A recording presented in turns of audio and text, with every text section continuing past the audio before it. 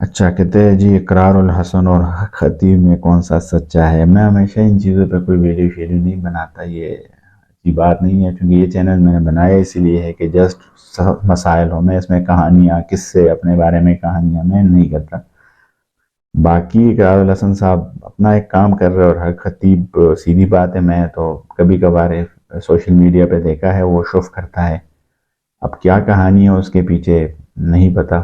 میں کہتا ہوں جو پوچھے یا جن کو تو جائے، ان کے اپنے ہے آفیسز، مطلب ان کے دربار وغیرہ ہے کلر سعیدہ میں، قریب ہے، 1 گھنٹے میں اسلام آباد سے پہنچ جائے، خود جا کے ملے دیکھے۔ مجھے تو نہ ان چیزوں کا شوق ہے اور نہ میں کبھی ان کے پاس گیا ہوں، میں کسی پیر شیر کے پاس نہیں گیا۔ آپ مل جاتا ہے تو ریسپیکٹ کرتا ہوں، ملتا ہوں، لیکن اسپیشلی جاؤں کہ اس سے وظیفے لے لوں۔ قرآن شریف بہترین وظیفہ ہے، قرآن شریف کے علاوہ کیا ہے جو میں بندہ کہیں چلا جائے۔ حجاج بن یوسف رحمۃ اللہ علیہ کو ایک جگہ پہ اس نے حملہ کیا تھا تو کچھ لوگ آئے، قطار میں آ رہے تھے، کچھ لوگوں کو اس کے حساب سے انٹرویو کرتا اور کچھ نہ کچھ دے دیتا، تو ایک لڑکا آیا تو وہ تھا حافظ قرآن، تو اسے کہتے آپ کا کیا کام ہے؟ اس نے کہا جی میں حافظ قرآن ہوں۔ یہ تو اچھا تو حافظ قرآن ہے تو قرآن پڑھ کے اللہ سے مانگا کر، اللہ دے گا تجھے،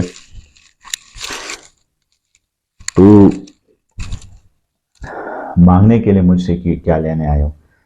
بہرحال وہ بندہ چلا گیا اور اس کو بتا دیا کہ یہ ایک اینٹ دے دی سونے کی اور ایک اینٹ دے دی کچی اینٹ جو ہوتی ہے مٹی والی، کہتے اتنا تلاوت کرنا ہے کہ یہ جو اینٹ ہے یہ بھی سونے کی ہو جائے، یہ جو مٹی والی اب یہ تو ہو نہیں سکتا، اور اگر نہیں کیا پھر تو تمہیں پتہ ہے میں کیا مطلب اگلا ڈیسیجن میرا کیا ہے، وہ تو سر کاٹتا تھا ڈائریکٹ۔ وہ بندہ گیا کمرے میں اور پوری رات اس کے پاس ٹائم تھا، انہوں نے کمرہ بند کیا، اس کو کمرے کے اندر بند کیا، کمرے میں وہ بھی ساری رات پڑھ رہا ہے بیچارہ، تو آیا تھا تو کچھ لینے لیکن اس کو اپنی پڑ گئی کہ اب تو سر کاٹنے والا ہے میرا۔ پھر یہ ہوا کہ اس نے اتنی تلاوت کی، جب صبح نکلا تو دونوں اینٹ سونے کے تھے۔ یہ کتاب میں ایک واقعہ پڑھا تھا، تو جب اس نے وہ دیکھا کتاب میں وہ اینٹیں دونوں، تو وہ اسے کہتے ہیں کہ یار یہ دیکھو بس یہی کیا کرو، قرآن شریف پہ تو ہر فیصلہ اللہ کرتا ہے۔ اور ایک دفعہ ایک اور واقعہ یاد آیا، ایک دفعہ وہ مطاف میں تھا، سفر وہ طواف کر رہا تھا، تو اس نے ایک اندھے کو دیکھا، وہ خانہ کعبہ کے ساتھ اس نے وہ سر لگایا اور وہ غلاف سر پہ یوں اوپر رکھا ہے، سر مارتا ہے خانہ کعبہ کے ساتھ، وہ مانگتا ہے کہ یا اللہ میری نظر نہیں ہے، آنکھیں نہیں ہے، میری آنکھیں دے دو۔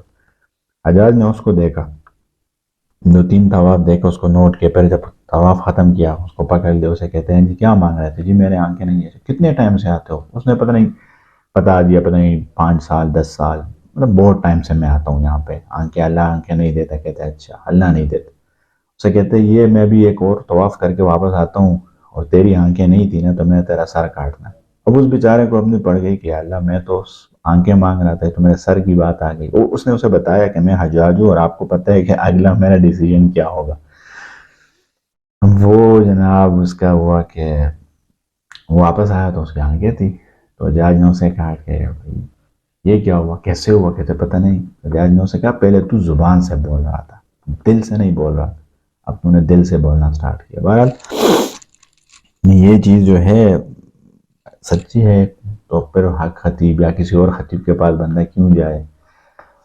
ایک چیز مجھے خود برا لگتا ہے اس میں، جنرلی بات کرتا ہوں کہ دین کا نام لے کے پیسے جو بندہ کماتا ہے اچھی بات نہیں ہے، پیسے کمانے کے لیے پوری دنیا پڑی ہے، پوری دنیا کوئی بھی بندہ کاروبار کر لے، پھر دین کا نام لے کے پگڑی باندھ کے اور پھر اس میں بندہ پیسے لے لے، اور پھر پیسے بھی جھوٹ مطلب غلط بول کے، 2 نمبری ہے نا، 2 نمبری پہ پیسے لیتا ہے۔